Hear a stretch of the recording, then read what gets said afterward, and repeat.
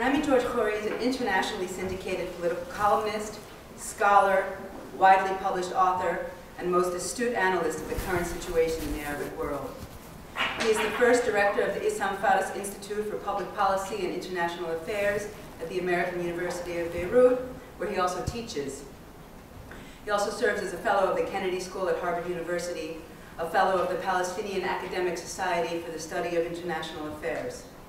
Professor Khouri has taught at a wide variety of institutions in the US as well as the Arabic world, and he gives our annual address to the SINARC students at the Lebanese American University in Beirut, for which we're very grateful. He serves on several advisory councils, including that of the International Committee of the Red Cross. He was editor-in-chief of Jordan Times for many years and general manager of Al-Qutbah for 18 years. He has also served as both a television and a radio host. He is an internationally respected journalist who is frequently invited to comment on Middle Eastern issues in the international media. Professor Khouri is editor-at-large, columnist, and former executive editor of the Beirut-based Daily Star newspaper.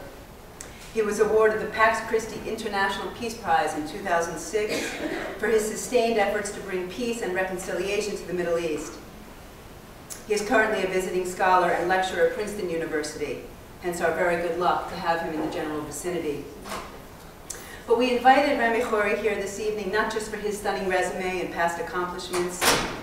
We invite him for his consistently astute analyses of the ongoing situation in the Middle East and North Africa.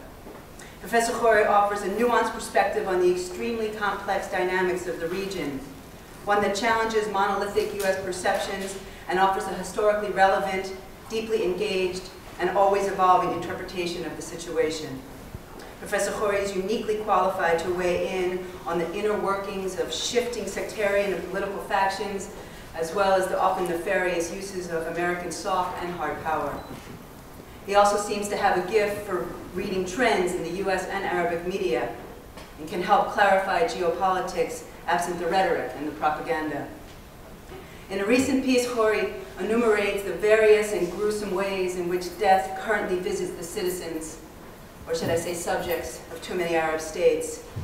Last on the long list of horrifying ways to meet one's end during warfare, invasion, and occupation is the slow simmer of the existential death of hope. To quote Professor Khouri, "They have died on the inside from the deadly combination of sadness, humiliation, and agony that came from recognizing what has happened to their societies and many of their leaders." Rami Khouri's analyses and interpretations of the current situation invite us all to participate in the revival of hope and the insistence upon progressive transformation, too long disfigured by both international and regional actors. We are honored to have Professor Khouri here to broaden the scope of our understanding. Thank you. Thank you.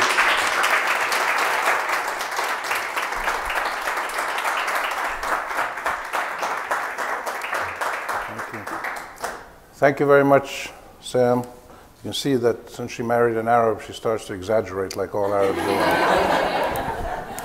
But thank you for that introduction, and I'm honored and very happy to be here at LAU and to be part of the inaugural lecture series that you're doing. And I'm especially honored to follow Ilyas Khouri last week, and you've got, I think, Paul Salem and Khalid Rashdi coming up, Rashid Khalidi coming up. So you have a good lineup of people. You get some really interesting views, I'm sure, and I urge you to attend the following lectures as well.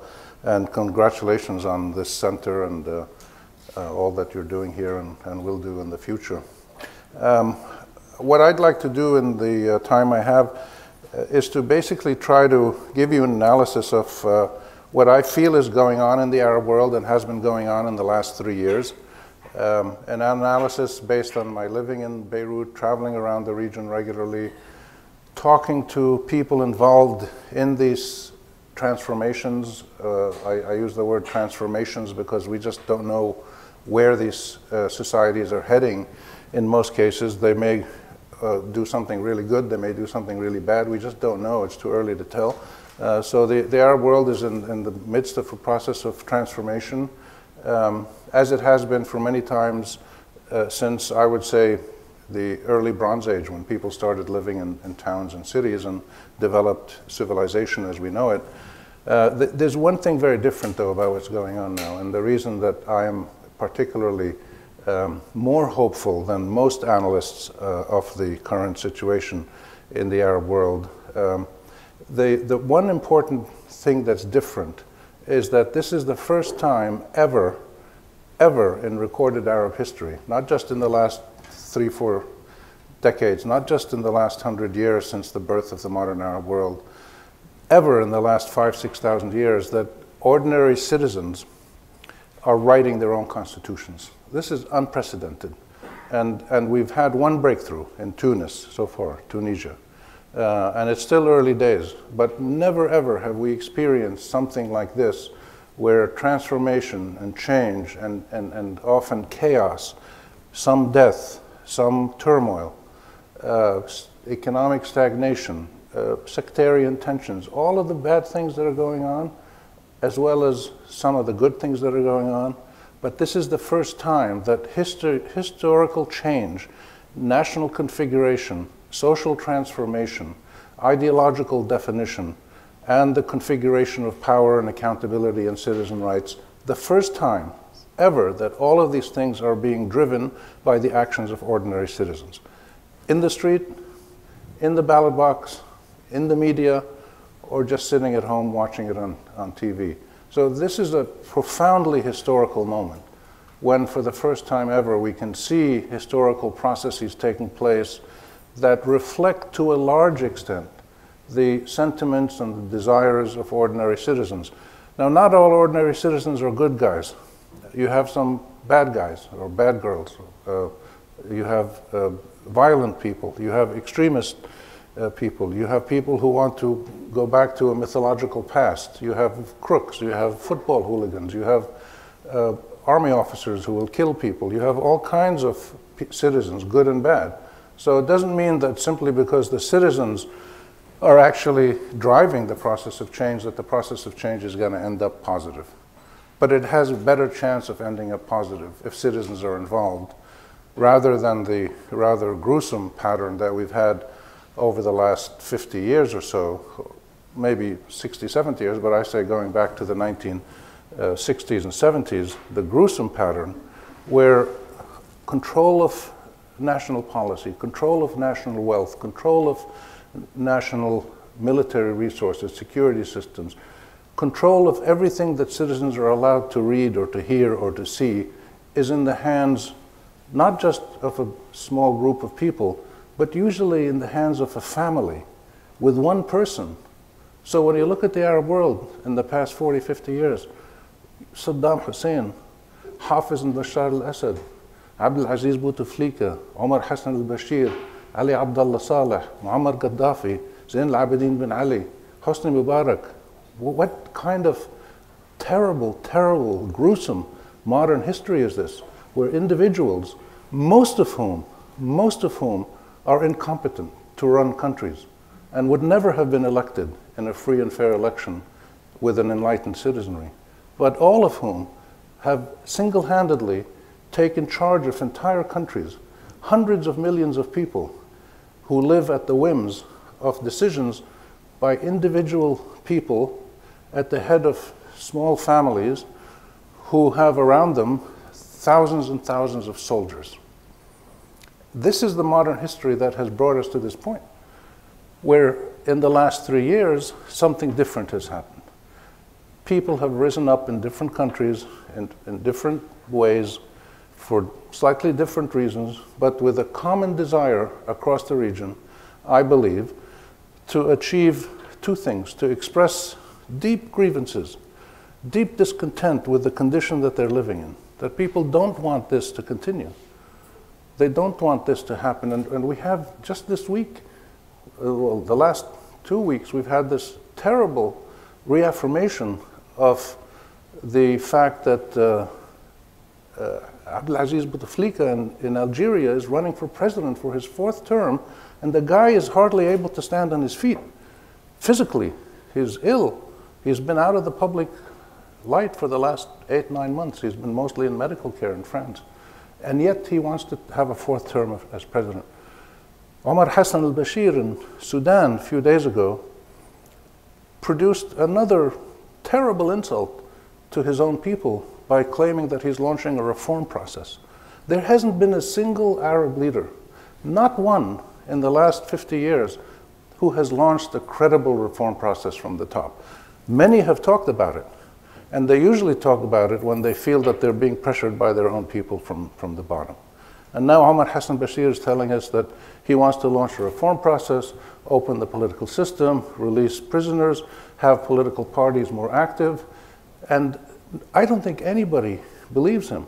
But they're going through the charades of this and so that. So we still see, under the conditions that we're witnessing all across the Arab world, with several 100 million people out of the 370 million Arabs, several 100 million Arabs are probably deeply committed to the uprisings and transformations that they want to come about. We still see cases of the old guard, Bouteflika, Bashir, Assad, others, trying to impose the old ways. And this is the struggle that we have to keep our eye on. And of course, in Egypt, you have Abdel Fattah Sisi, now a presidential candidate. Certainly, he'll win the election. So we have the army once again ruling Egypt, as it has since 1952, uninterrupted, with that brief 1 year where you had Morsi and his band of totally incompetent people trying to run Egypt, though they were democratically elected and should have been allowed to run out their course, but they were totally incompetent. But even for that year, the army was in the background. And now they're back, will be formally in charge again through Sisi. So there's all kinds of different things going on. Some positive things, some negative things, some things that have a legacy of 40 or 50 or 60 years, and some things that are really new and significant and meaningful. So I'll share with you my thoughts about what I think is going on in a broad analytical framework that tries to look at everything in the Arab world. And then in just 30 minutes, I can't talk about too much, but I'll give you the headlines, and these are ideas that you can think about.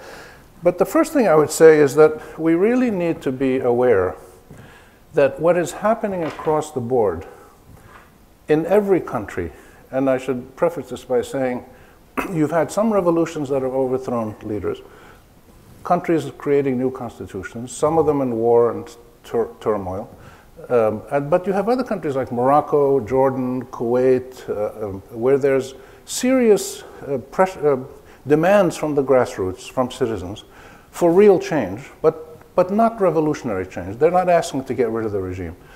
And in places like Saudi Arabia, United Arab Emirates, Oman, and other places, you have, in the wealthy oil countries, you have people, again, who are expressing themselves, usually through social media, because if they do it on the street, they get sent to jail for 10 years. But even when they tweet and do Facebook messages, they also go to jail for 5 or 10 years now. But even in those countries, people are expressing themselves. So in every single Arab country, without exception, there is a new level of determination by citizens to express their grievances and to demand constitutional and political change. Not necessarily getting rid of the regime, but certainly reforming the way that exercise is power, how power is exercised. And this is something that we see all over the region, but to very different extents. So what I would say is the first thing that we need to grasp, in my view, is that what we're seeing is not a simple linear process of aggrieved citizens agitating publicly for political change to go from autocracy to democracy. It's not that simple. That is an element in many of these transformations. What we're seeing happening in the Arab world in the last 3 years, I believe, is a combination of profound historical changes, political and economic mostly, profound historical changes that in other countries in the world, including this one, and European democracies and East Asian democracies, that in other countries took place over a period of somewhere between 150 and 225 years. What I mean by that is that if you look at a country like Egypt today, and you look at what it's been through in the last 3 years. Egypt is experiencing the equivalent of what this country here, the United States, experienced. In 3 years, Egypt has been experiencing the equivalent of a revolutionary uprising, a war of independence, overthrowing the regime, a revolution that changes the regime, a civil war among different factions in Egypt, ideological as well as sometimes fighting in the streets. The equivalent of the civil rights movement in the United States, where activists are fighting for civil rights and women's rights and equal rights. At the same time, they're going through the constitutional process that in this country took at least 50 or 60 years to really stabilize from 1775 until the 1820s or so. And the whole constitutional process that they've gone through in Egypt, they've done 3 constitutions, none of which have been very credible, and so there'll probably be another one coming up. And they're trying to define, at the same time as all these other things are going on, they're trying to define fundamental concepts of national consensus on things like Arabism, the role of the military, the role of Islam, the role of secularism, the role of women, the place of minorities, Arab-Israeli relations, relations with Western powers, especially the United States. Big sticker items, each one of which is a huge item. It took this country 150 to 200 years to finally give black people the vote and to give women the vote. In this country, when you had this marvelous revolution and independence and constitution in the 1770s, the first constitution was a joke and it didn't work, and they had to come back 10 years later and do another one, and then they needed another bunch of amendments. But then they had a civil war 70 years later, and then it wasn't until the early 1900s that women got the vote, and then not till 1965 that black people got all their rights. The United States was unable to address all of these issues in the first years of its independence. And neither were any of the major European democracies. Women's rights, minority rights, other people's rights were delayed 50, 100, 150 years. The Arab people, either out of superhuman desires or naivete, or simply because they don't want to wait anymore. They've been so abused by their own power structures and foreign colonial domination and Israeli colonization, intimidation. They don't want to wait anymore for these things, and so they're addressing all of these things at the same time, which is, it's heroic, it's impressive, but it's also very romantic.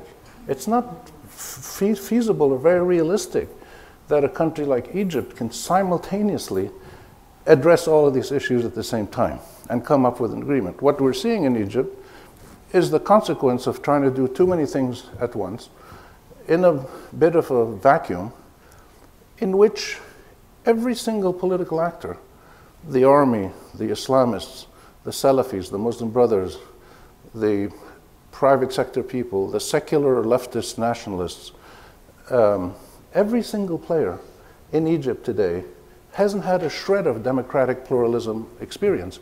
They don't know how to write a legislative bill. They don't know how to negotiate a compromise in parliament. They don't know how to create and manage a real political party. They don't understand the principle of, they've never practiced the principle of the accountability of power, the consent of the governed. These are things they're learning on the job right now. And they're learning it in a messy way, and an erratic way, and slowly. So this is why we have such a messy situation in the Arab world, because none of the people who are involved in this process of transformation have ever had any experience in the kind of democratic, pluralistic, constitutional, Republican politics that they are trying to engage in to create new societies with a new social contract based on a combination of universal principles of democracy and legitimacy and accountability and transparency, but also based on very powerful local traditions and legacies and identities, which include religion, tribalism, Arabism, and other minority identities that people have. that are purely local in the region, and trying to do this within the first 2 or 3 years at a time of severe economic stress as well, while you still have the Arab-Israeli tensions, you have Iranian, Western tensions, all of these things going on with a revived low-intensity confrontation between the Russians and the Americans and the Chinese. It's really totally unrealistic to think that this can be achieved very quickly. So I think that's the first thing that I would say, is that we should be aware of how ambitious and how daring and how I would say epic and heroic are the people of the Arab countries as they try to address these issues. Look at Yemen, look at Libya with all of their problems. They're pushing every day. They're meeting, they're trying to figure out, how do we make this constitution? Do we have local government, federal government, decentralized government? What do we do with the militias? What do we do with the tribal identities? They're not evading any issue. Every issue is out there on the table being discussed. So we should at one level be very proud of what people are trying to do in the Arab countries, but at another level be realistic that what they're trying to do is virtually impossible.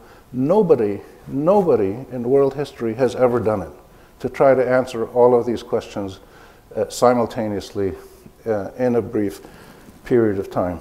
So what is it that's actually going on that we can identify? If you look back over the last 3 years, what is it that we can say is really new and maybe lasting, that may be with us for years to come?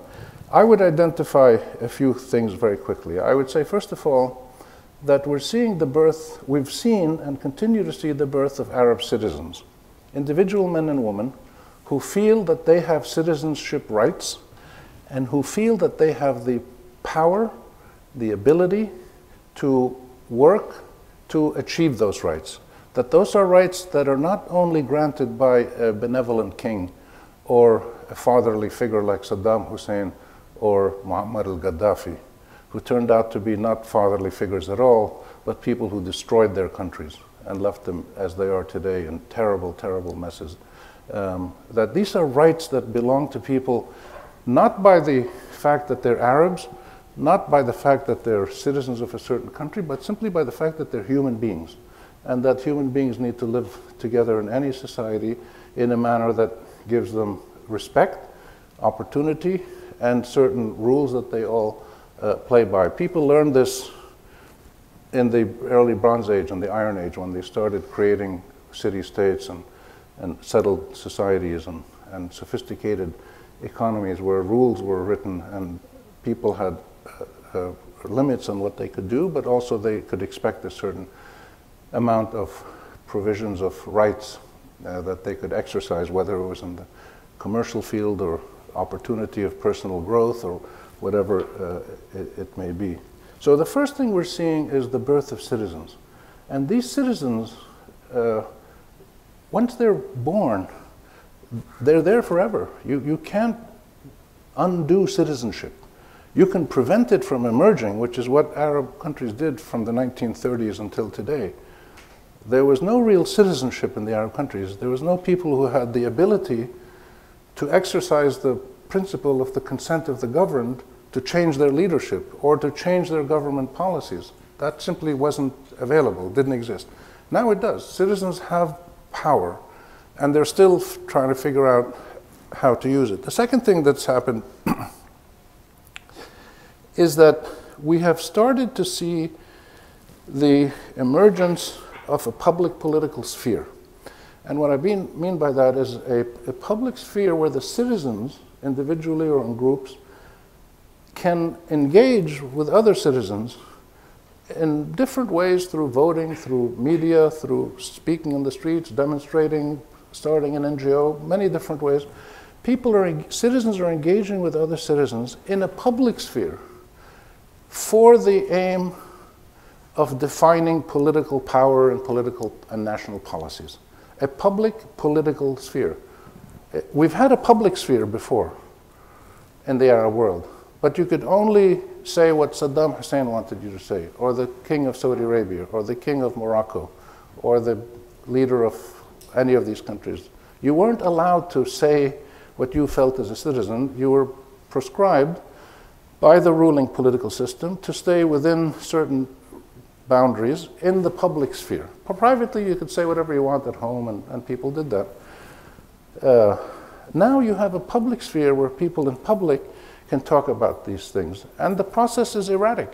If you just look at Egypt, in the last 3 years, there was massive public expression of sentiment, and then contestation of power, and then the Muslim Brothers won the elections, and then they were thrown out when other people went out in the street and challenged them, and then the army came in and threw them out, and now the army and Sisi are taking over again, and they're starting now to see other people push back against them, because many citizens in Egypt understand that Sisi is not going to be able to fix things in Egypt any more than the Muslim Brothers were able to, or Mubarak was able to. So what you're seeing is citizens in the public sphere expressing themselves in a political manner. Again, it's totally unprecedented, and in a political manner that is seen to be legitimate. And the legitimacy issue is really important. You had people before who were active in the public sphere, but they would be like terrorists or subversives, or they would do something to bring down the government.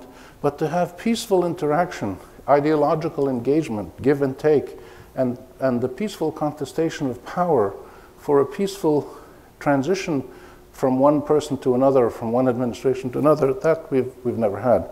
And now that's starting to happen in its very early stages. If that continues to happen, the ideal outcome is to define a new social contract.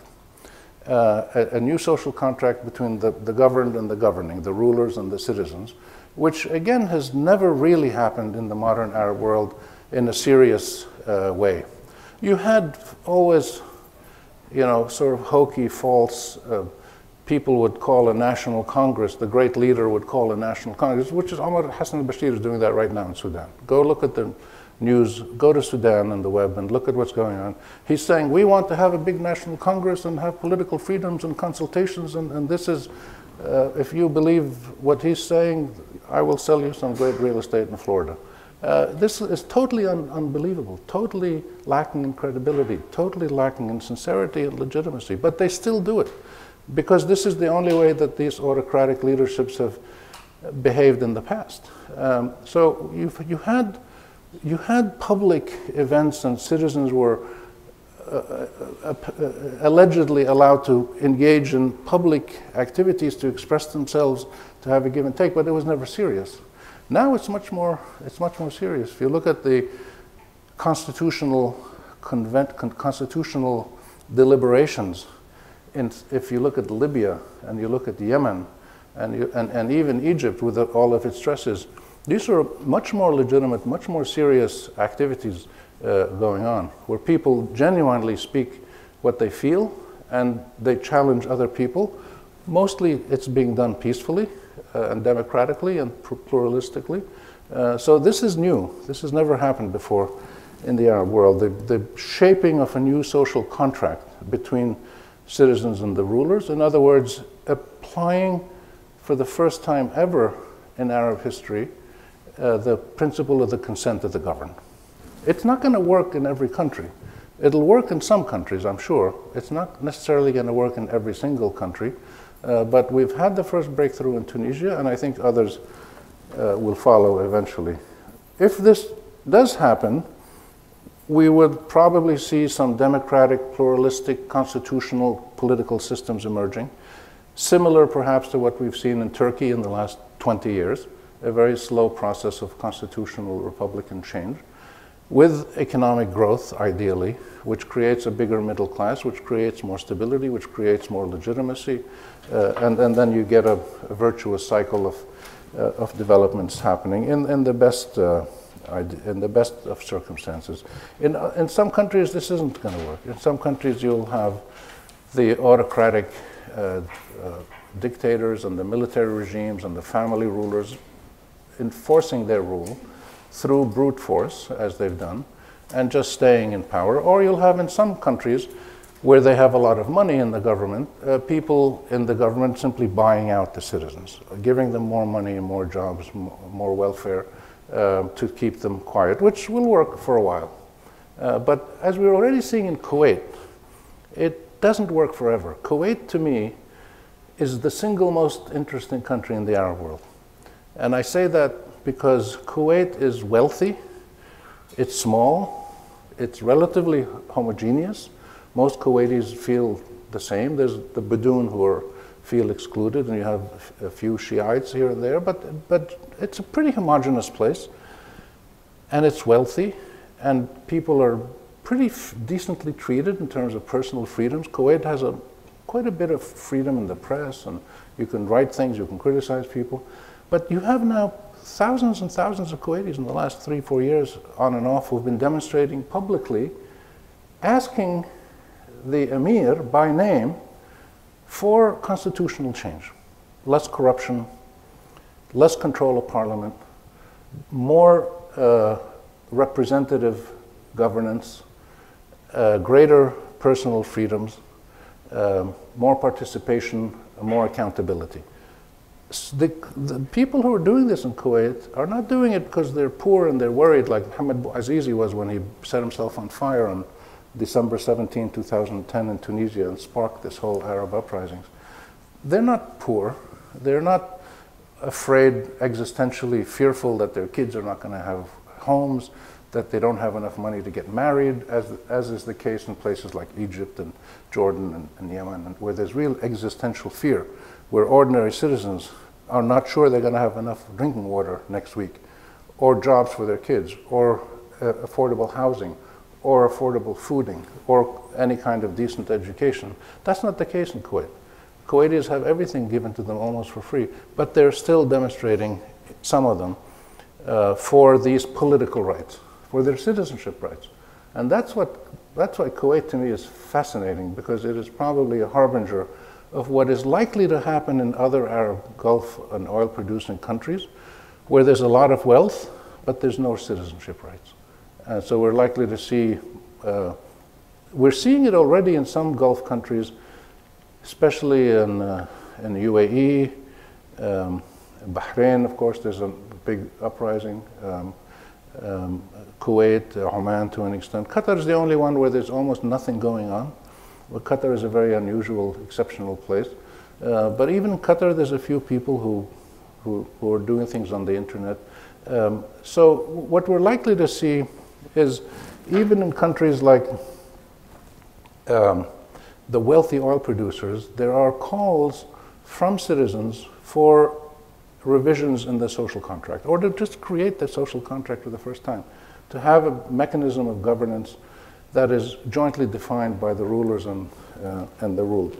So if these things all happen in some countries, we're likely then to end up with a legitimate citizen-anchored constitution, a new social contract, that therefore means that there is legitimacy in public authority.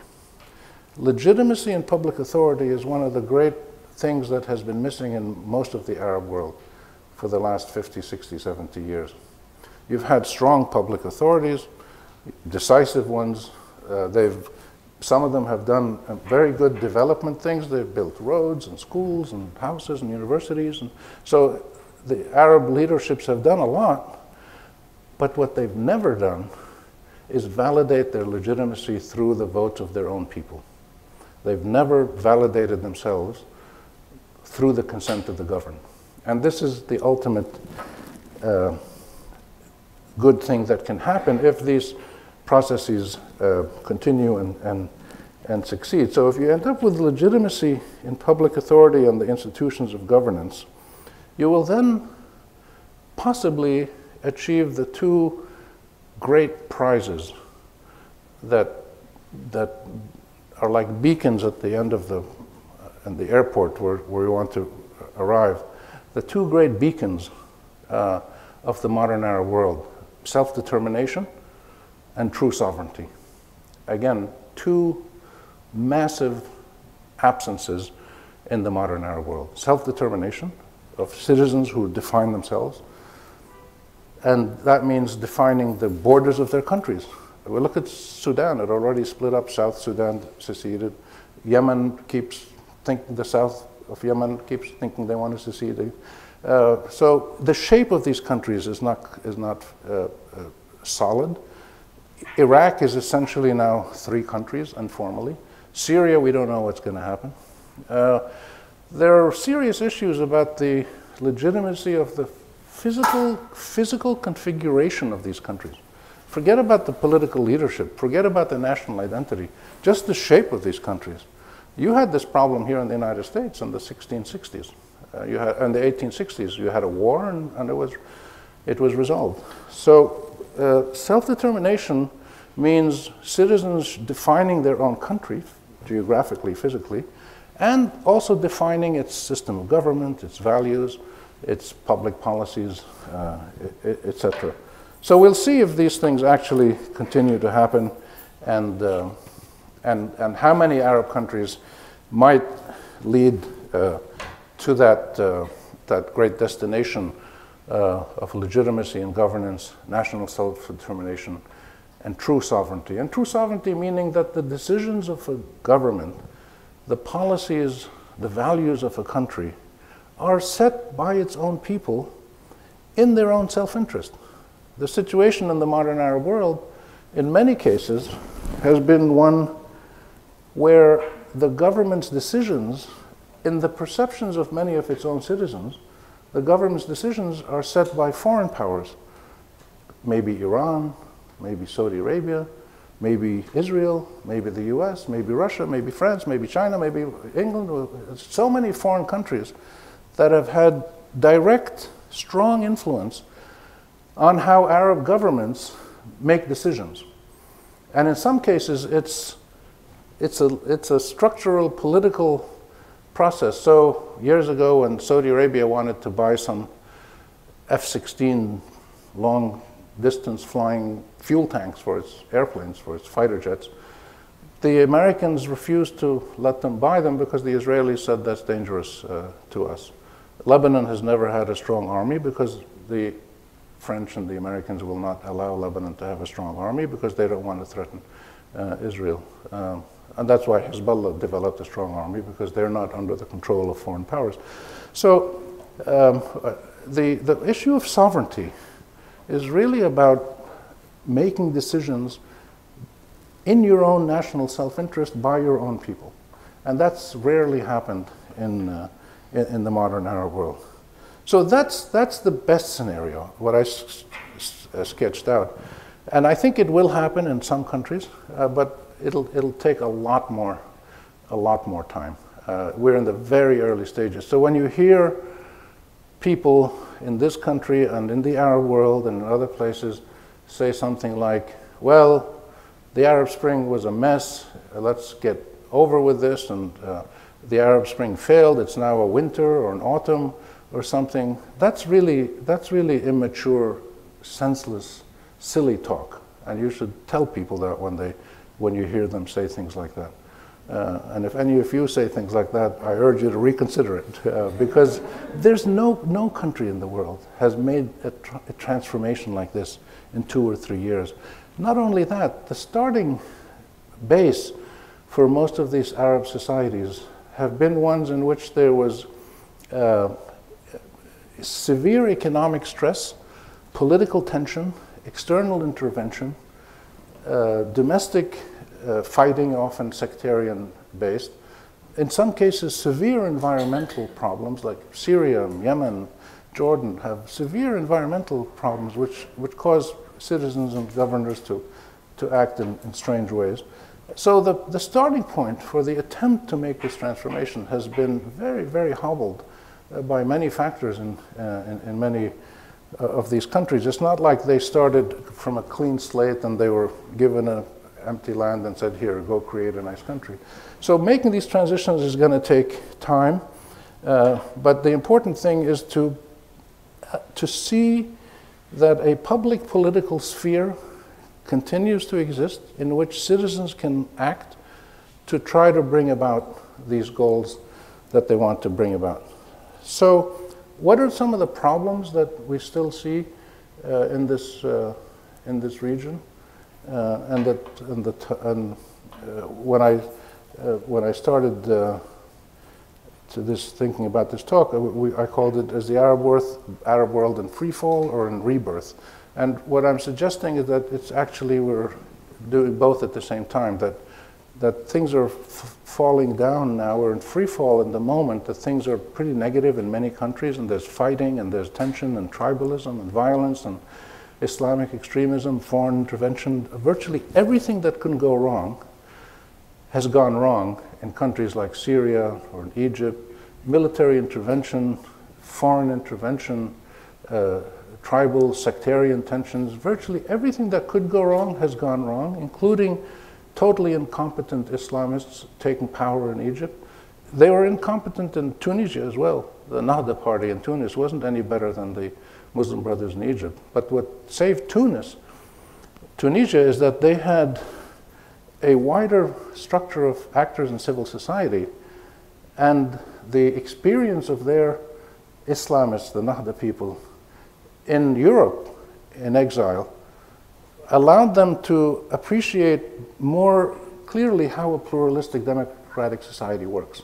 Unlike the Muslim Brothers in Egypt, who are either hiding in underground or in Mubarak's jail. And so when the Muslim Brothers took power in Egypt, they went from the prisons to the presidential palace, and they had absolutely no idea what to do, and it showed. When the Islamists in Tunisia won a pluralistic share and created a three-party coalition government which they headed, they had a much more sophisticated understanding of how to cooperate with other people, how to negotiate consensus. But then when they proved incompetent and were challenged by popular demonstrations, they also understood that it was in their best interest to step back, give in, and negotiate, be more pragmatic. And they did. And what you see is what's been going on in Tunisia now. So we can see that every possible bad thing that could go wrong has gone wrong, and we're really pretty much at the low point right now. We probably will go a little bit lower with all the terrible killing going on in Syria, the mass outflow of refugees, the continued intervention in Syria by Iran and Saudi Arabia and Jordan and Turkey and everybody, and it's probably going to get worse now. So we're still kind of moving towards the bottom, but at the same time you can see the elements that are pushing us into some kind of rebirth, as I call it, a reconfiguration of the modern Arab world, which for the first time ever is done by the wishes and the hands of its own people. So quickly, what are the issues that persist, the problems? I think a few things are very clear in the last 3 years. We still see a major role for the armed forces and the security services. These guys have not gone away. In countries like Tunisia, like in Turkey, they were able to be put under the control of the civilian authorities. It took a while in Turkey, and Tunisia it happened faster for various reasons. You still have problems with some of the old guard in Tunisia, for instance, in the police force and the mukhabarat, who might still have old guard sentiments. But for the most part, the military security in Tunisia is under civilian control now. In Egypt, it's not.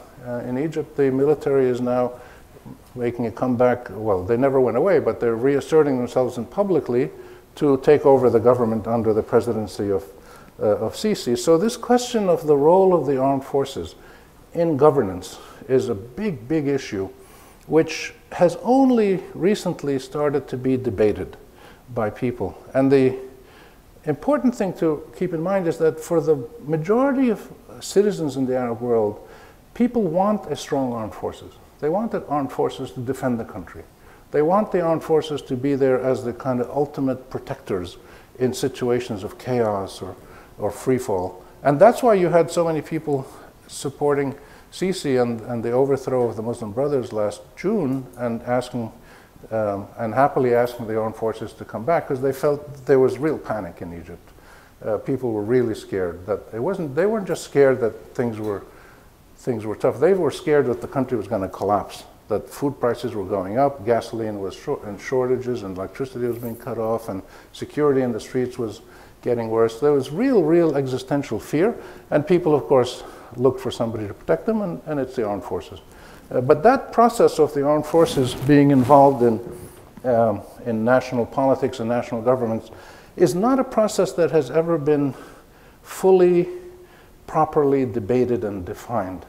There isn't a consensus in the Arab world on this yet, and it's an issue that has to be addressed. The second issue that's still a big factor in the societies and the transitions that we hope will happen is the powerful role of subnational identities, tribalism, religion, ethnicity, minority groups, so Druze, Kurds, Amazigh, Christians, this, that, Shia, Sunni, or Maronites, all the different subgroups that we have continue to be, in most cases, as strong or stronger than the national identity for most people.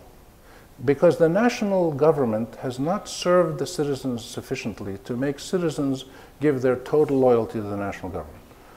That will happen one day.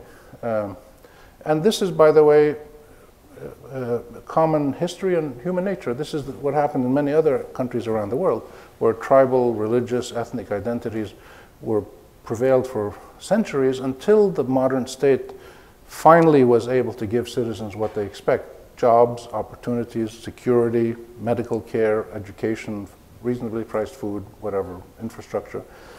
So the role of these subnational identities still has to be defined, and you see in Yemen and Iraq and Libya most clearly, and you saw it in Sudan, you see most clearly the geographic, tribal, sectarian, ethnic identities at play, tugging at each other, so that we don't know if Libya is going to remain as one country or end up with three countries: the East, the West, and the South, or maybe a loose confederation.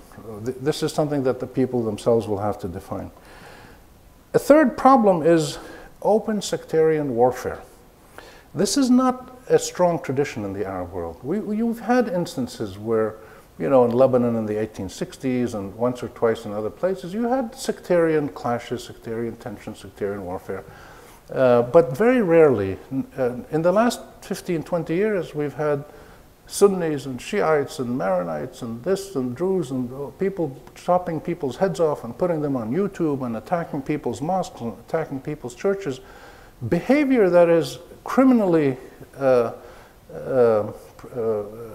prevalent across many of the countries of the region and totally unprecedented. It's not part of our modern culture to do this kind of stuff. You've had certain differences where Lebanese Shiites, in the 60s complained that they were mistreated, and they were, or Shiites in Bahrain complaining that they were mistreated, and they were, but they didn't go around bombing Sunni mosques, but they do today. So this sectarian tension and open warfare and barbarism is a real problem, and it's compounded now by the single most threatening, dangerous phenomenon in the region, which is the rise of these Salafist, Takfiri, Qaeda-like militant groups, Daesh, the Islamic State of Iraq and the Levant, Jabhat al-Nusra, and dozens of these groups in Syria and Iraq and now in Lebanon.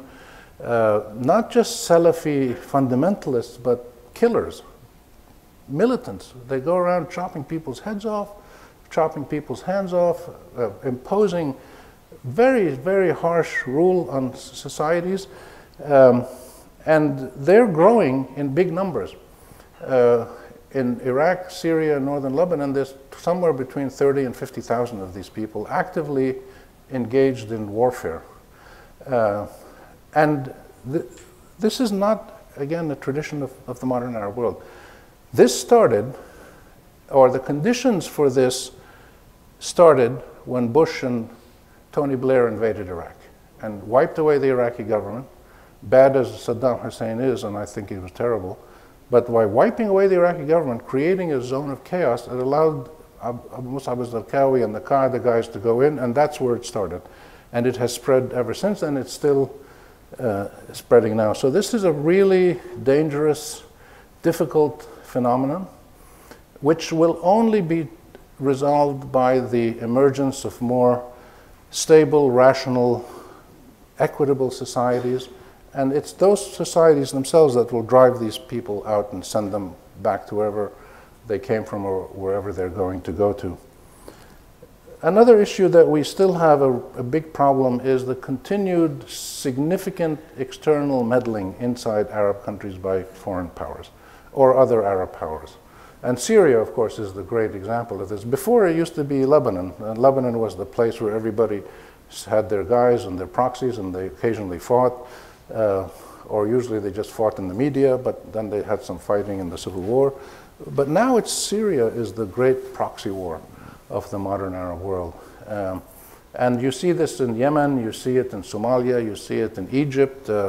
You have now people in the Gulf, Qatar and Saudi Arabia and Kuwait and UAE competing with each other. Who's going to support who in Syria or who's going to support who in Egypt? This strong external meddling with huge amounts of money and sophisticated arms is a big problem. And then finally, I would say there's many, many other issues, but I'm pointing out the ones that I think are critical. A final big problem that we have, a big constraint, is the total, complete, and continuing incompetence of the political class of the modern Arab world. This is a very sad thing. We don't have any clear, competent, credible, effective, successful political leaders in the Arab world. With the exception of one or two movements that have been successful, I would say people like Hezbollah or Hamas. And when I say they're successful, it doesn't mean I support them.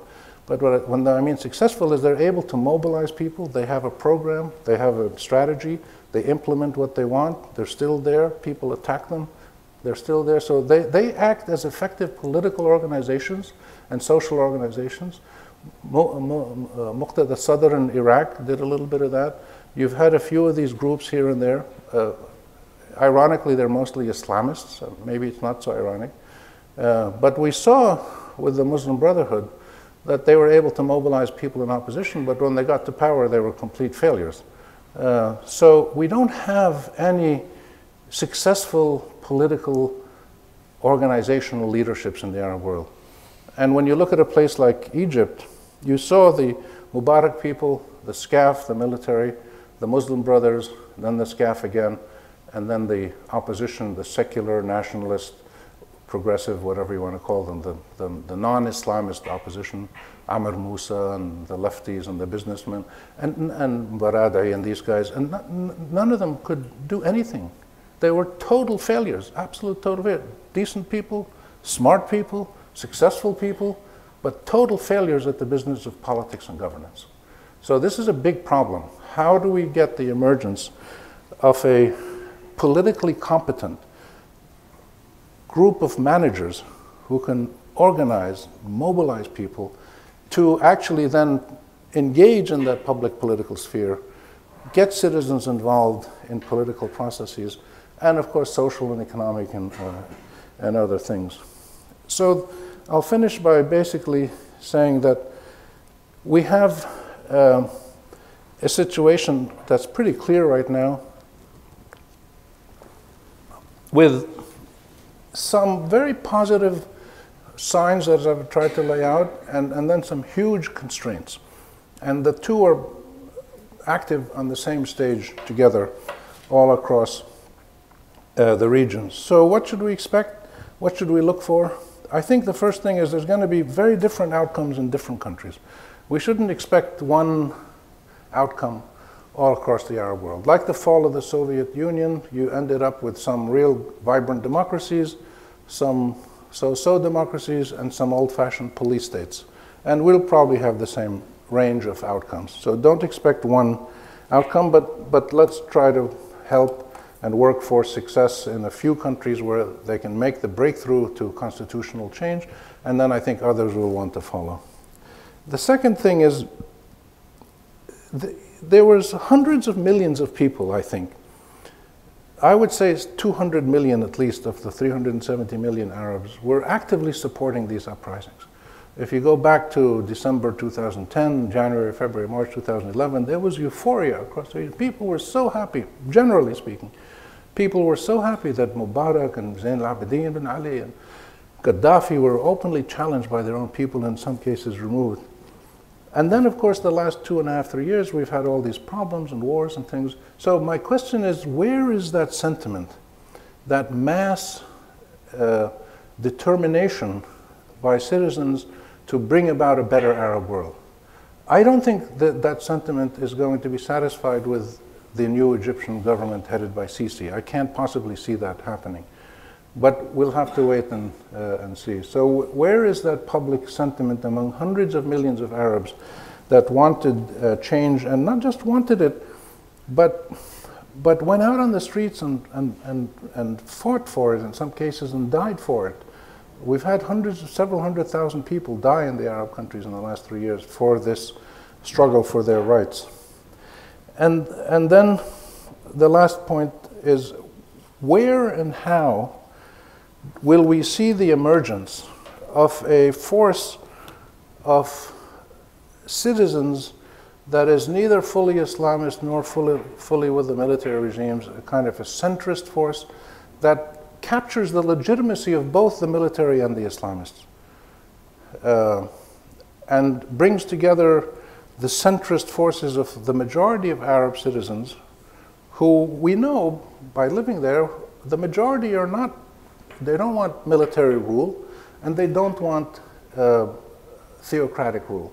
They want something in between, but they have respect for both religion and the military. How do you find that middle ground? How do the people there come up with a formula of practical, legitimate politics that is also, that reflects universal values of democracy and pluralism and transparency, but is also anchored in the ancient, powerful identities of the Arab world, with its minorities, with its religious sentiment, with its military traditions, etc., etc. So I think this is a moment of extraordinary historical significance and hope, but with huge constraints on us right now.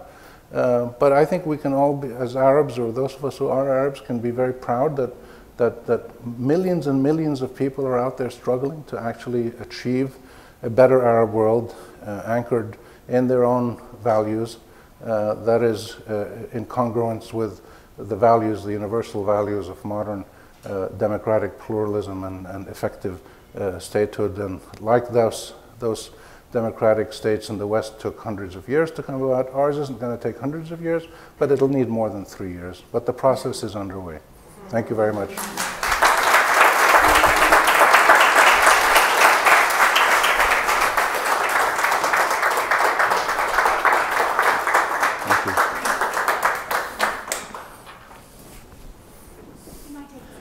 Yes, of course. Wonderful. I'm going to sit down if you permit. It's a great opportunity to engage with Khouri, so please, if you have any questions, or start with this gentleman. First of all, thank you very much for a very insightful explanation of the situation. But I want to go back to the point you raised in the beginning. You said the Arab uprising, or if you expand it a little more, you would include Turkey and Iran probably as well, is the consent of the government. But what we see actually happening is the issue of sectarian tensions, Shia-Sunni tensions, and for example, I think Syria is a very good example. When you look at Syria in the beginning was a civil uprising for democracy, for the issues that you talked about in the beginning, but eventually it broke down into sectarian violence and what we have today, and all those the branches which the original ideas have already been forgotten, basically. Nobody is talking about those things anymore. How do you bring a country like Syria back, or a country like Libya back, or Iraq, to the issue of the consent of the governed. And you know what you were talking about in the beginning: human rights, democracy, and the ballot box and everything else. When you have these, you know, sectarian tensions to the point that basically everybody has already forgotten all about those things. Well, first of all, I don't think they've forgotten about them. I think that if you go and freeze Syria today and go to every single Syrian home and say, what would you like? I think a majority of Syrians say would like a more democratic, progressive, pluralistic government. I think there's still a strong desire among Syrians to make a transformation away from the last 43 years of rule by one family. Minority rule, military rule, family rule, whatever you want to call it. So I think it's still there, but it's overshadowed by the fighting and by the sectarianism. And the sectarianism is a short-term phenomenon that is very real and very hard to dissipate quickly. It's not going to suddenly go away. We saw this in the civil war in Lebanon. When the civil war happened, you started to have sectarian tensions. It was then mostly sort of Christian, Muslim, and partly was ideological. But you had communities that were mixed that suddenly were less mixed, and people were more polarized, and people moved from one place to another, or in some cases were pushed out by ethnic cleansing. And the same thing is happening in Iraq and in Syria, and you're seeing signs of this, small signs in Egypt, not Tunis, Yemen and other places. So it's a huge problem, and I don't know how it ends or when it ends, but I'm pretty certain that at one point the Syrian war will come to an end, and it'll happen basically when the external players, which is critically the US, Russia, Iran, and Saudi Arabia, when the external players realize that the war is hurting them more than it's helping them, and then the internal players are exhausted and something will happen. We don't know what, but I mean that will happen in the next few years at some point. And I think you will get the power of the 25 million Syrians who are not Daesh and who are not Assad militia. Those people will reassert themselves somehow. I couldn't tell you when and how it'll happen, but I'm pretty confident that it will happen, because nobody wants, you know, these sectarian, the violence of sectarian killing is usually a short-term reaction by frightened people who feel that they are existentially threatened, that they're going to be wiped out. So they better wipe out the other guys first.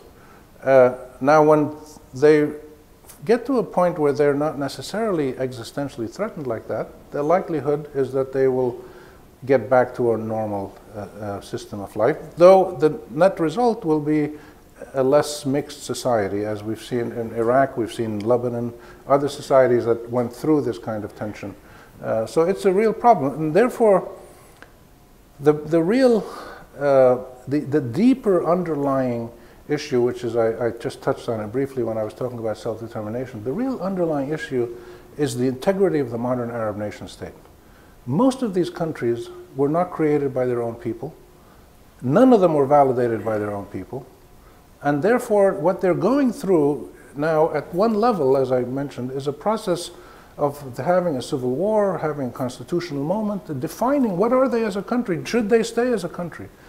And some of them will not stay, some of them will split up.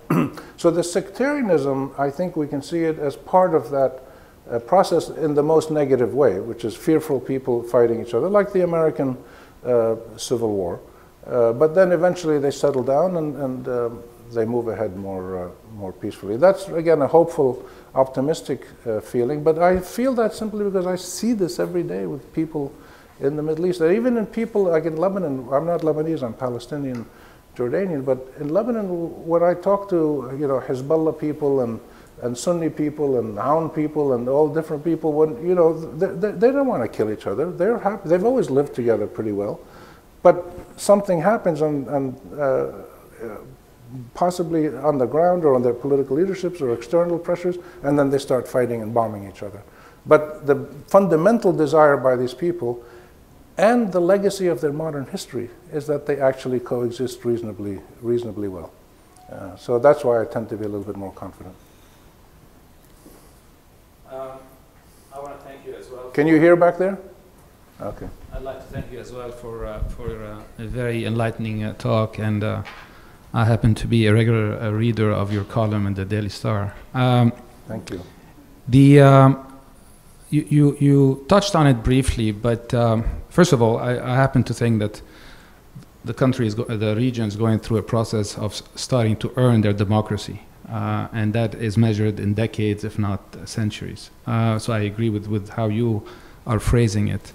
You touched, however, briefly on this whole trend of takfiris, and you put a number on it, which is the first time I hear it quantified to that extent, of anywhere between 30 and 50,000 between Iraq all the way to northern Lebanon. It takes a lot of money to fund 30, 50,000 people. I would be very interested if you could shed some light on where you think this funding is coming from. You mentioned Qatar being a weird, outfit out there. Saudi Arabia has become much more assertive in their foreign policy, not to mention the tension or the issue between, the Turkish influence over the region as opposed to a Saudi one, and the underlying all of that, the so-called Shiite crescent from Iran to southern Lebanon. So if you could touch briefly on that, because I don't believe that these 30 or 50,000 are, have existential fears. If anything, they are expansionist and are looking to establish themselves. So any light on these topics would be helpful. Thank you. Thank you. There's more and more serious research being done about these Salafi Takfiri movements, and the consensus seems to be, from all that I've read by people, scholars who study them and know them well. I use that figure 30 to 50,000. I mean, that's what is the big figure. Now, most of those people are not lifelong fighters. These are people, like in the Lebanese Civil War, you had people, or in Iraq, people who joined the militias, fought because they were paid. They got a job, they made money, or it brought them certain prestige or certain power or whatever. So I don't want you to think that there's going to be 30 to 50,000 of these guys forever. Probably the core, the hard core of these groups is a few thousand people, maybe 5,000, 6,000 people all over the region. And remember, these guys didn't really exist 15, 20 years ago. They really started with the Qaeda movement in Afghanistan to fight the Russians in '79, I think it was, or early '80s. And then they grew and grew and grew. So they are a serious threat. They are continuing to grow now because for the first time they're in control of territory and resources. Some of them control oil exports, some of them control border transit points. They shake down a lot of people and get money from people by blackmailing them, robberies, kidnappings for ransom, and they get a lot of money. Nobody has ever put a figure on it, but they get a lot of money from wealthy people in the Gulf. And Saudi Arabia, Kuwait, Qatar, UAE, different places, and likelihood some government money from the Gulf filters through to them, but nobody has ever proven that. So you have this traditional, at least in recent years, this contest between the Qataris and the Saudi Arabians, with the UAE and Kuwait, playing along. But some people helping the Muslim Brothers, some people helping the Salafis. The Qataris traditionally are seen to be helping the Muslim Brothers. The Saudis traditionally helping the Salafis because they see the Muslim Brothers as a threat to the Wahhabi tradition in Saudi Arabia. So, but these things change over time, and the actions by these Gulf people, whether it's governments or private sector people or wealthy individuals, whoever it is, the aim of what they're doing is to protect themselves, to give money to some of these people in other places and keep them over there, and to develop some influence with them, presumably, so that they basically leave the Gulf countries alone and don't try to penetrate them and cause problems there. But this whole world of the Salafi Takfiri groups and who funds them and who's arming them is very imprecise, but it's growing. It's a growing world. I don't think it's a long-term problem because these guys have no anchorage in these societies other than in very small pockets of zones of chaos, or individuals. I mean, who goes around and joins Al-Qaeda in Bosnia or in the Philippines or in wherever they or in Mali or whatever? It's usually young men who are totally detached from their own societies, wandering in different lands, and the people who join these movements historically, before Syria, are people who would in other times have joined cults. They would have gone to some Texas ranch or Minnesota ranch or something and joined a cult group. And it's that, I mean, they're psychologically in need of belonging to a group that gives them power, gives them meaning in their lives, gives them a fraternity, a group of people to belong to. And they do this because they can't find anchorage in their normal societies. And therefore, and these people, the Qaeda groups and others, for years have tried to find support in Arab societies. They talk about Palestine, they talk about American imperialism, they talk about all kinds of Arab dictators, but most people in the Arab world ignore them. And that's why they could only set up base in Afghanistan until Iraq happened, until Bush and Blair created the conditions in Iraq of chaos. And these people only operate in zones of chaos. Somalia, South Yemen, Mali, Iraq, now Syria, parts of Lebanon, Afghanistan, Peshawar. That's the only place where they can operate. Where there's a stable government and a normal society, these guys are thrown out. So that's why I'm not worried in the long run. In the long run, I think once you reestablish sort of normal society, these people will be driven out of town. And the majority of them will simply leave these movements and go back and find a job as a taxi driver or a farmer or whatever, and live a reasonably normal life, I think. But until that happens, these guys are a real serious problem, and they're going to start moving out to other countries. They've already been coming to Lebanon in recent years, and Jordan a little bit, and carrying out bombings. We're seeing more stuff happening in Egypt now through Sinai, and there may be a link there. And for sure, they're going to be attempting to attack targets in Europe and North America and other places, as they did before. There is no military answer to these threats. The American-European approach of trying to militarily attack them is total nonsense. They can only be beaten by removing the underlying conditions that give rise to them. And you have to keep remembering that the two biggest drivers of Al-Qaeda in the 80s and the 90s were two foreign occupations of Islamic lands, the Soviets in Afghanistan and the Americans in Saudi Arabia and Kuwait. When foreign armies come into these Arab lands or Islamic lands and stay there, then the Qaeda guys become agitated and start doing what they're doing. So the American attack on Iraq was probably the single biggest force for the promotion of these Salafi, Takfiri, terrorist militants in modern history. And that's why I say what the Americans and the British, Tony Blair, did was a real crime. And they really need to be held accountable. You know, Tony Blair and George Bush and Condoleezza Rice, these people need to be held accountable. And I hope it doesn't happen, but I think it will happen when some of these guys come and attack American targets. I think somebody should go and interview Dick Cheney on TV and ask him, why did you let these people have a place where they could do this? And I'd love to hear the answer of these people. I'll give you shorter answers so we can have more questions. I totally agree with you that the most important... Hold the mic. This one.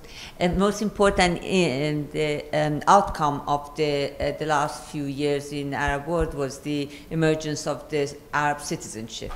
Having said that, people also talk about the emergence of a new Cold War centered in the Middle East and Arab world. And that kind of frightens me in a sense that the first Cold War was a long sort of, took a long time, and lots of people suffered, countries suffered, and Do you see this sort of, analysis that the new Cold War is emerging and the players are different, but the impact on the people would be the same? And in other words, would this new sort of Cold War sort of overshadows the importance of the emergence of the You mean the Russian-American Cold War? First one, but now it seems to be more Iran and Saudis and to my seeing, Russians and Americans are actually being behind. They're taking part or selecting allies. The American-Russian situation, I think, is responding to the region rather than driving it. So I think the Americans and the Russians will figure. I mean, they were able to work together on Syria. They're probably going to be able to work together on Iran. So I don't see that as a huge long-term problem. But the Iranian-Saudi thing is more complicated. It's also really silly. I mean, these are really silly disputes between two powerful countries like Iran and Saudi Arabia acting essentially like children, I think. I mean, I'm really shocked by the behavior of these leaderships.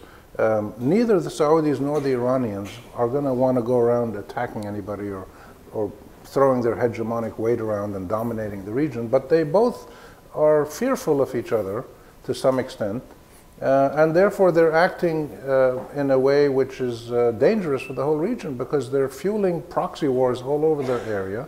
And it might get even worse and worse in Syria if the Saudis start giving more heavy weapons to the opposition, which seems to be happening, or the Qataris or others. So there may be more dangerous days ahead. My sense is that this also is a short-term phenomenon.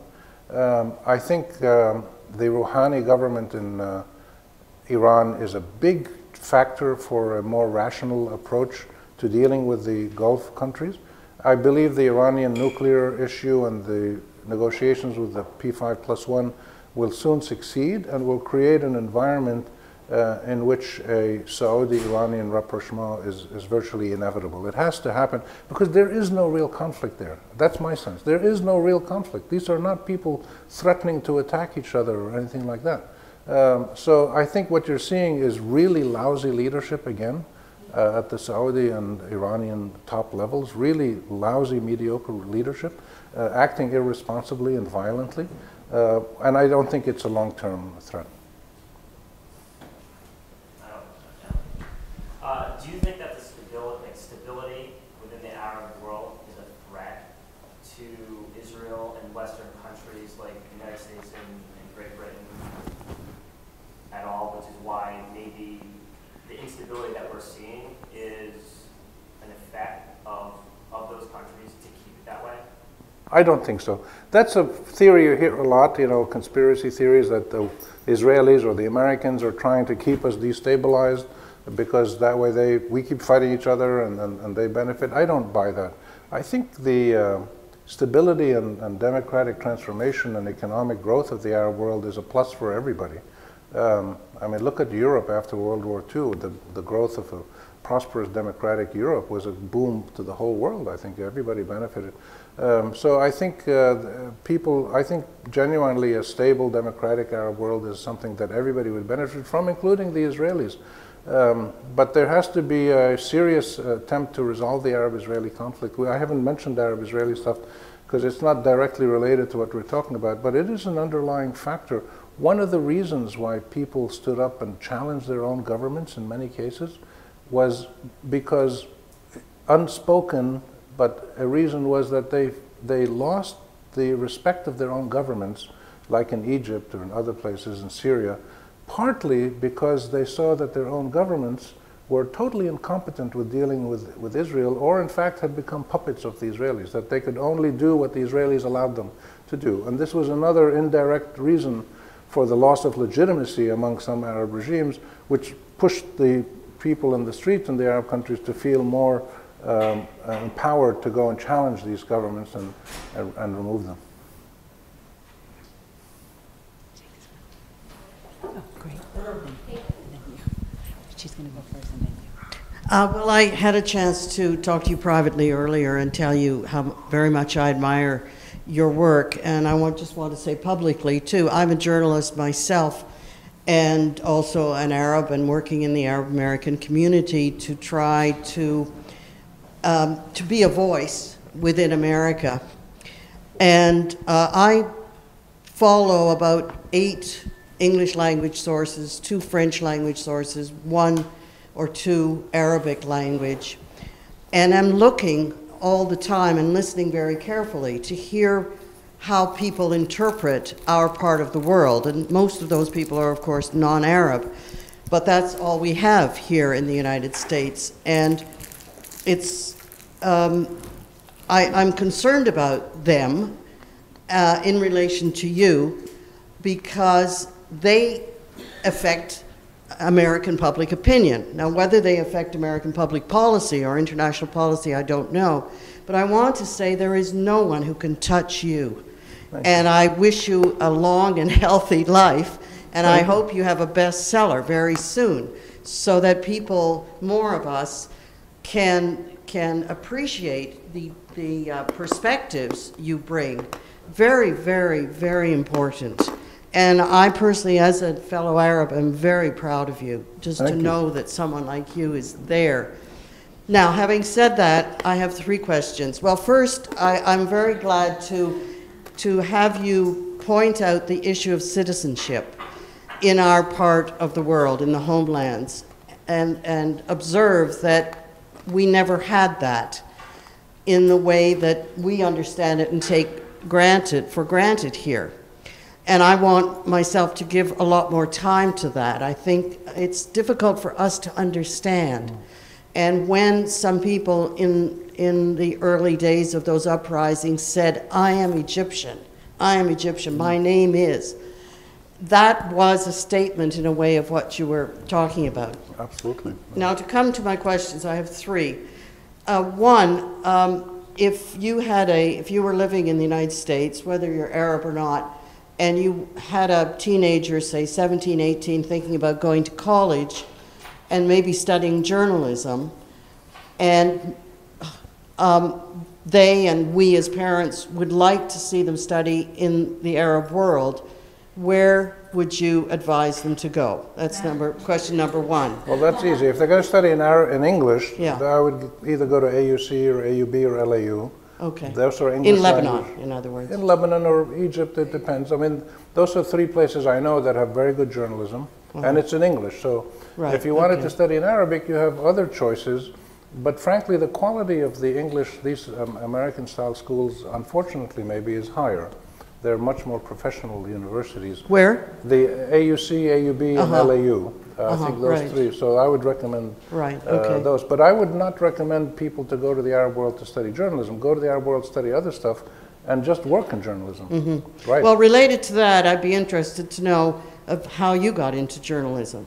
Well, I studied it in Syracuse at university when I was did? there. Because I I couldn't, I wanted to do biochemistry, but the chemistry was so hard, I didn't understand it. So I didn't want to do just biology, so I got into journalism because I was writing all the time. And it was very exciting, and I'm still doing it. Two other questions. I hope they'll be short, at least the questions are short. We just heard in the last 10 days about AID using Twitter in Cuba to undermine the government there. And I wonder to what degree you think the American government or the NSA, whatever the American surveillance, British and French as well, of course, might be trying to control the new social media platforms in the Middle East. We heard, especially here in this country, really boasting about how Facebook in particular had really facilitated the early stages of the revolution, especially in Egypt. I wonder what your opinion is Well, about again, that. I can tell you quickly, I mean, people are going to be doing this, governments are doing it, all kinds of people are doing it. I don't think it's going to have any more impact anymore, because what you've unleashed is this citizen legitimacy now in the Arab world, where masses and masses of citizens will express themselves. So there's no way that a foreign government or a group can try to do something nasty and undermine it, because the force, the power of that mass of citizens expressing themselves is too strong. Also, most people here don't realize that over there people are watching at least 7 or 8 different television programs from around the entire and American area. attempts to influence Arab public opinion through mass media like Khouri TV and Sawa Radio and High Magazine have been infantile. They've been like, you know, like they've been so silly and ineffective and a massive waste of money. Like Khouri, for example, whatever it's called. Khouri TV and others. Right. It just doesn't work. So I'm not too worried about that. And finally, here we are, many of us are Arab, and we care a lot, and we want to have a voice in this country, especially educating our fellow Americans. What's your opinion of where we're at in that regards? That's my final question. Well, I think I wrote a column about this a few weeks ago. My sense, I've been here for 2 months now, and I've seen very, very important signs of breakthroughs at the community and grassroots level in activists who are working for, say, Palestinian causes or to counter the pro-Israeli lobby. That's mostly on Arab-Israeli issues. Now, on issues of Arab uprisings, Arab democratization, Iran, there's different rules there, different factors there. But what I've seen is a very significant set of small breakthroughs, but continuing, where people in churches and student groups, university groups, professional groups have started to look at, say, the Israeli occupation of Palestinian land in the same way that they looked at South African apartheid. And this scares the daylights out of the Israelis and pro-Israeli American politicians. And I think it's having significant breakthroughs. So I would urge, and today I just met with some Jewish activists who are working and very successfully.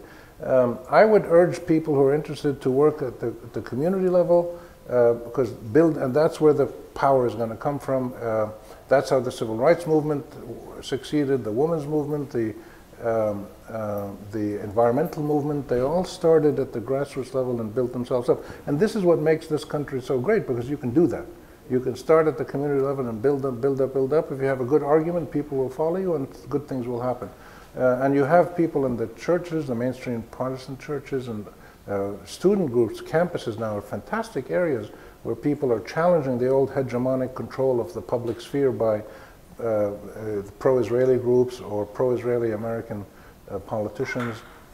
And this is now, this hegemonic control of the public space is breaking down. So that's what I would urge people to do, get active at the local level and hook up with other people around the country. It was refreshing to hear some of your optimism, but I was just wondering whether, to some extent, it isn't a little misplaced. Just when one thinks of, for example, all of the countries that became independent after World War II, which is now a long time ago, really all that I can think of is India, that has maintained a democratic tradition through that period. And places that are democracies now, like Taiwan, South Korea, went through very difficult periods of one-party rule, military rule. Same could be said of Portugal and Greece and a number of Southern European countries. And certainly the history of Eastern Europe between the wars was not very positive. And I'm just wondering whether it's a reasonable expectation to hope that many even much less most of these societies, without significant economic transformation, are really going to be able to have real political democracy. I mean, I would like to hope for at least economic development with some open area for public participation, but a real democracy, it just seems to me, in the state of economic deprivation that Egypt is in right now, that Iraq is in right now. I mean, think of how optimistic we all were in a certain way of Iraq in the 70s, and how people thought of this as such an educated population, and it was moving forward. And gosh, what a crushed dream. Right. Well, I think you're right. You have to have political progress going along with economic advancement and social progress as well. All of these things have to happen simultaneously. a lot of these countries like Taiwan or Malaysia or South Korea were dictatorships, but were economically moving. The reason is, I think that what makes the Arab world different than some of these other places you mentioned, India, first of all, they had good leadership. Even though they were autocrats, they were focused on economic and social development. Places like Malaysia, Taiwan, had world record-setting examples of social services, educating women, social welfare, social safety nets. So they focused on the human being in his or her totality, economic and social and other things. No political rights, but everything else in people's lives was improving. And then they got to the point when they had about $5,000, $6,000 per capita GDP. That's when the people started demanding more rights, and that's how the democratic transitions happened in some of those countries, Indonesia, Taiwan, etc. So good leadership, I think, in the social, economic, and political realms is necessary. Often it starts with economic and social issues, and the political stuff comes later. India had tremendous leadership in its early days and politically. The other thing is they didn't have the Arab-Israeli war and its consequences, which was a huge drain on our region and its democratic development. The third thing is they didn't have foreign powers constantly coming and attacking us and threatening to attack us. I mean, look at what the US was doing with Iran in the last 10 years. We're going to attack you. We're going to, the military weapon's not off the table. How can you run a normal country with this kind of external constant threat, or the Arab-Israeli conflict, or the Iraq war, or the many other things we've had? Now, we can blame our own people in the Arab world for much of that. So it isn't that foreigners just came and attacked us because they like to do that, but there were problems in our region. So we had lousy leadership. We had the constraints of the Arab-Israeli conflict and its ripples. And we had this constant foreign meddling in different ways by foreign powers, including the Russians, the Americans, Europeans, lots of them. That combination was pretty deadly, and therefore ended up creating these family-run military regimes starting in the 40s and 50s in some cases.